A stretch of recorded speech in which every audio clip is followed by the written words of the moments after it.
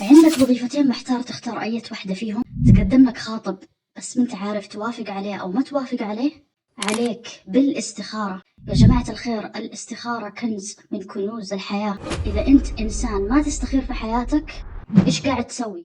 مثلا جاتك وظيفتين، واحدة راتبها عالي بس كرف، الثانية راتبها عادي بس شغلها مريح، لكنك قررت تختار الوظيفة اللي راتبها عالي وتترك الثانية، وانت ما استخرت الله في القرار، فاخترت الوظيفة اللي راتبها عالي. ما نقول عالي يسق 20,000، لا بس عالي. بعد مرور الأيام، بعد مرور الشهور، بعد مرور السنين، بديت تندم إن الوظيفة هذه ترف، أو مثلا يعني حسيت كأنه المكان هذا مجرد عبارة عن ابتلاء، ما صارت وظيفة، صار ابتلاء، بديت تتعب.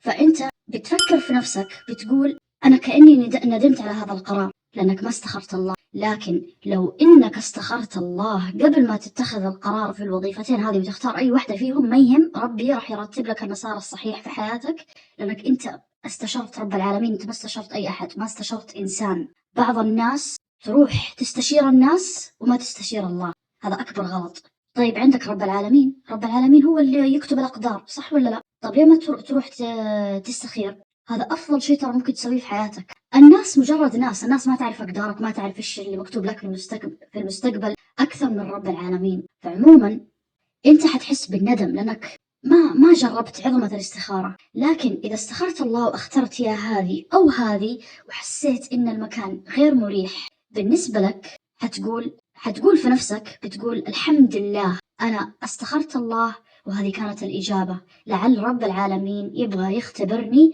ويكتب لي الأفضل. شايف كيف الإجابة تتغير؟ هذا حرفيا أنا جربته في حياتي. يعني لما أنا كنت في أيام الدراسة ما كنت أستخير الله، لأن لسه سبحان الله الواحد لما يكبر يبدأ يفهم الحياة أكثر. فأنا هذيك الأيام ما كنت أستخير، فما كنت مجربة عظمة الشيء، فكنت أتحسر على بعض الأشياء. لكن لما بديت أكبر أكثر وأكثر وأكثر، وبدأت تجيني عروض وظيفية وأستخير الله، وأشياء كبيرة في الحياة مثلا تسر لي وأستخير الله فيها، لما يصير الشيء سواء يكون كويس أو ما هو كويس أقول الحمد لله. هذه فائدة الاستخارة. وترى على فكرة الاستخارة والوازع الديني والصلاة وهذه الأشياء كلها ترى من جد من جد من جد ترتب حياتك، وربي يكون واقف معاك في الحياة، ما يتركك. بس مو تروح تستخير وانت ما تصلي، لا، هذا استهبال. لازم يكون يعني الوازع الديني فيك جدا قوي، لازم تكون مؤمن بالله، حتى لو كان عندك خير، حتى لو كان عندك رزق ما شاء الله تبارك الله، حتى لو كان عندك زوجة. الابتلاءات في الحياة سبحان الله ما تخلص، وممكن تكون على عدة مراحل. ممكن يكون ابتلاء على مدار سنين وينفك وتشوف الخير كله في الحياة، يجيك كذا شيء عبارة عن فرج، لأنه حياتك السابقة ما كانت تمام، صح ولا لا؟ أو مثلا تكون حياتك عبارة عن فلة ويلا وخلنا أدق فلوسي دق، وبعدين فجأة يجيك ابتلاء. لما يجيك هذا الابتلاء ترى سبحان الله أحيانا يعني الابتلاءات هذه تكون رسائل من رب العالمين. لما يجي للشخص مثلا ابتلاء رغم أنه الوازع الديني فيه له قوي، ممكن يكون هذا من محبة الله له. وثاني شيء يبغى يقوي إيمانه، يبغى يرجع لله، يبغى يدعي يا الله. فالرسائل من رب العالمين ترى تكون كثيرة، ما تكون رسالة واحدة. فالواحد لازم يفهم هذه الأشياء. لازم أنت تفهم رب العالمين إيش يبغى مني، أنا ليش جاني هذا الابتلاء، أنا ليش مثلا ما توفقت في هذه الوظيفة. يعني مثلا زي الزواج، تستخير الله وتتزوج الإنسان الصح. أنت تشعر أنه هو هذا الإنسان الصح، لكن فجأة يجيك ابتلاء قوي، ظروف قاسية تسبب انفصال بين الشخصين.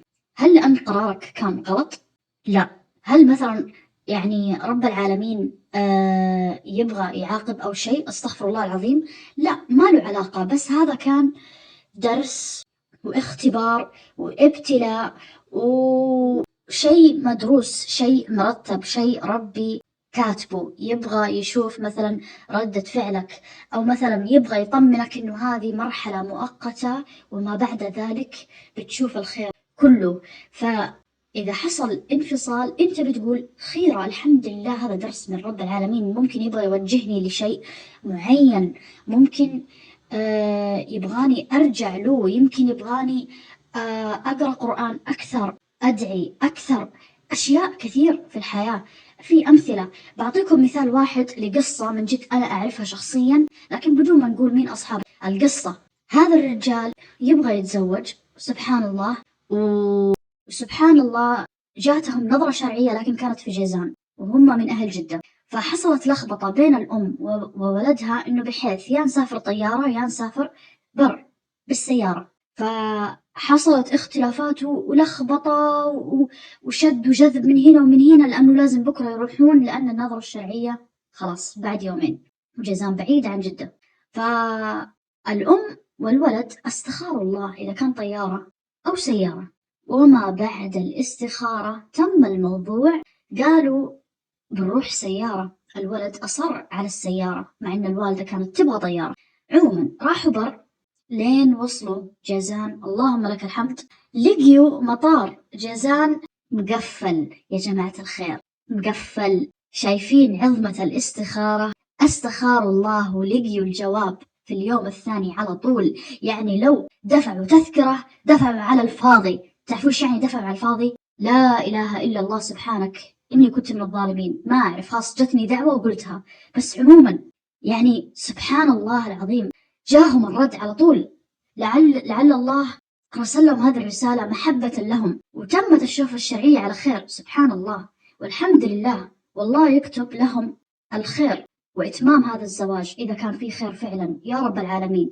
لكن هذه هي القصة اللي فعلا أنا أعرفها شخصيا، وما هي من كيسي، أنا ما أجيب قصص من كيسي. فأتمنى أنه هذه الأشياء فعلا تغير فيكم ولو شيء بسيط، وتتركون ملذة الحياة. ملذات الحياة موجودة الحمد لله، لكن لا تسحبون على القواعد الأساسية اللي في الدين الإسلامي، والاستخارة والصلاة وبقية الأشياء، وبتشوفون الخير في حياتكم. ولو جاكم ابتلاء الواحد يقول الحمد لله، لأن ما في ابتلاء يستمر إلا وينتهي بفرج ونصر من رب العالمين. والحمد لله، هذا كان مقطع اليوم. إن شاء الله أني أشوفكم في مقاطع ثانية وفي مواضيع أخرى بإذن الله، ومع السلامة.